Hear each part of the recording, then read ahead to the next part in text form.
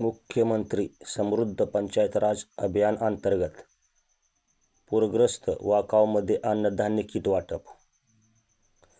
September महिन्यात सीना नदीला आलेल्या महापुरामुळे जनजीवन विस्कळीत झाले होते. सीना नदीच्या काठावर वसलेले वाकावला चारी बाजूने पाण्याने वेढा टाकला होता.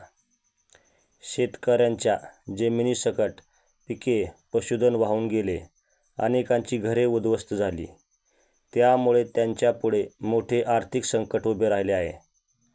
या प्रसंगी सामाजिक भान ठेवत सुरडी ग्रामस्थांनी पूरग्रस्तांच्या मदतीसाठी पुढाकार घेतला.